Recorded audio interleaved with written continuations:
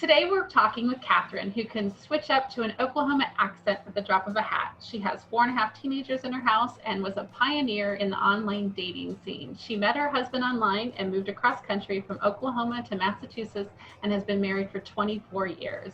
She loves butter pecan ice cream and is going to share with us her journey to Colorado in 2017 to see the eclipse. So welcome, Katharine.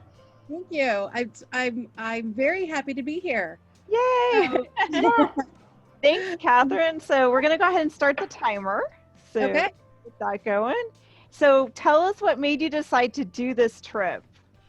Well, it was in 2015. We've got British friends online that we've known for about a decade. I have a lot of online friends, and very close friends, the Duxburys, lived in the UK in Hampton. And back in 2015, they had this crazy idea. Hey, we're going to go see the eclipse in 2017. Can you guys meet up with us somehow in the United States? And we were just like, yeah, we're on board, we think. But I had my kids at that point were on their way out of the college, and it looked a little crazy in the fall of 2017. And the plans kind of fell apart. So early in the summer of 2017, we knew the eclipse was coming. We knew our kids were growing out of the house. We wanted to do something big. They revisited the idea. And they said, instead of going to the southeast, we want to go west.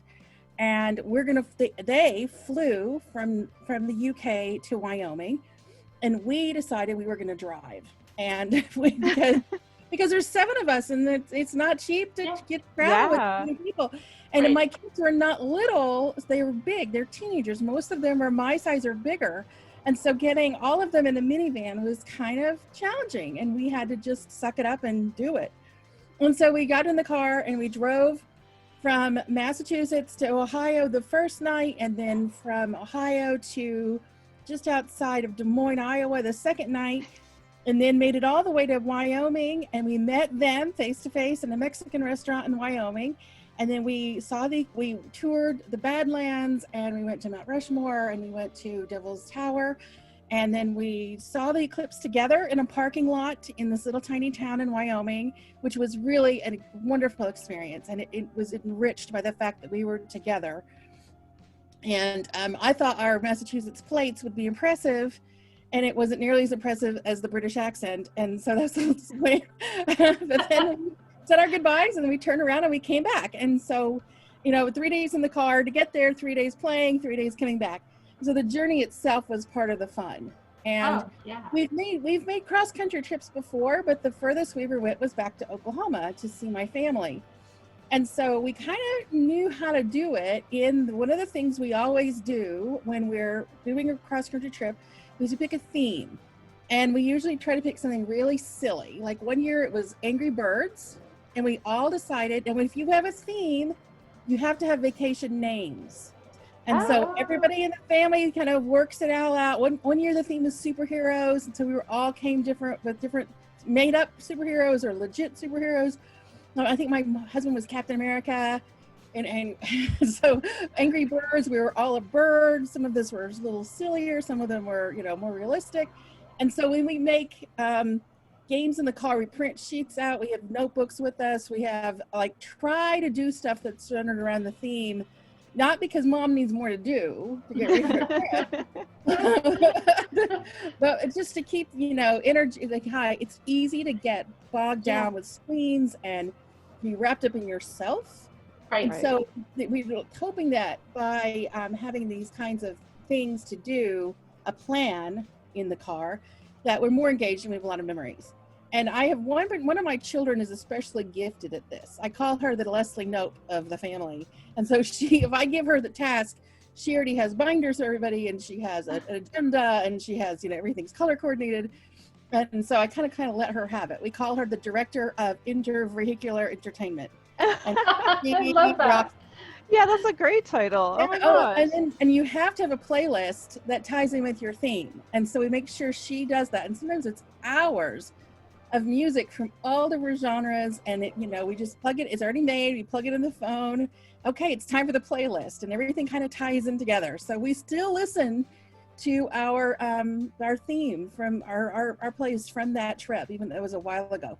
And when we had a logo and we made magnets so that we could give them away to our British friends, we tried to like go all out. Wow. And so, and considering the eclipse was a once in a lifetime thing, we tied in the song "Total Eclipse of the Heart." Oh yeah. So we made sure that we sang that a lot in the car, which is kind of a goofy song to sing, but when you've got teenagers who get into 80s music, you go with it. And so, right. And so, our British friends were really touched that we had done that for them, and a little embarrassed when we sang it in public, but that's part of it. And it's really fun when you're in public and you decide to call each other out, and you call each other by your names. And so I remember when my little girls were little, we went camping and we had vacation names, and the camp director was trying to do something for the kids and said, "What's your name?" And she says, "Jojo," like that, from JoJo's Circus. And the other one, "What's your name?" And Sacagawea. And I'm like, what? And so it's just part of those memories that we want to build up. We're really good at being silly. And so and the kids grow up fast, and those opportunities for silliness kind of slip through your fingers. And I don't want to waste them by, everybody plugging in and right. do their own thing. I'd rather us be a little goofy. And on our trip, we were right outside Des Moines at 7:00 in the morning. We just left the place we were staying. Want to get to Wyoming, and my son, for some reason, is obsessed with bees. And it's a long time standing joke that he loves bees. And so we're on the interstate and we see an exit sign, BB Town, like next exit. Oh. And he yells at and he's got the map, and he yells at my husband and says, we got to go to BB Town. so, okay, well, it's 5 minutes away. We pull up the interstate. Turns out BB Town is this tiny, tiny town in Iowa that's got maybe 3 buildings. But it has a sign that says BB Town, and I think I sent you a picture of it. You did. And so we got out of the car. It's 7:00 in the morning. We get out of the car. We jump out of the car, take our picture with the sign, and jump back in and speed back to the interstate. And I'm just thinking, some farmer is going to know what in the heck this minivan from Massachusetts is doing in their front yard. That's right. It's one of my favorite pictures because we got the sign. And it just added to it. And like my son will say, "Yep, that was the highlight of the trip, going to BB Town, Iowa." So there you go. If you get a viewer from BB Town, you need to. You can celebrate. But anyway, we came back, and it was the trip of a lifetime, and we had a great time. Oh, look at that. Oh my gosh. That was 7 beautiful minutes. She did it. She like talked the entire 7 minutes. That's got to be like a first. I didn't have any doubt in that at all. Oh, I love it. And you just have so much enthusiasm. I love the idea of having a theme for the vacations. Years ago, my daughter had a daycare worker that turned into a babysitter.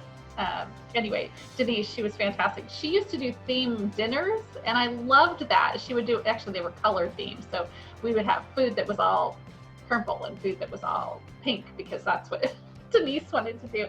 I love the theme, because picking a theme makes it easy to pick things. I love that idea of theming your vacation, and I love the idea of vacation names. I'm doing that from now on. I will always have a vacation name. Yeah, that's fantastic. Exactly. I just love the whole theme idea. That is fabulous. And then making logos and the names. Oh, it's just like, now my mind is just like, my next trip, it's like everyone's picking a name and bringing it. Yeah, because that just really adds to it. Oh my gosh, thank you so much, Katharine, for sharing your story.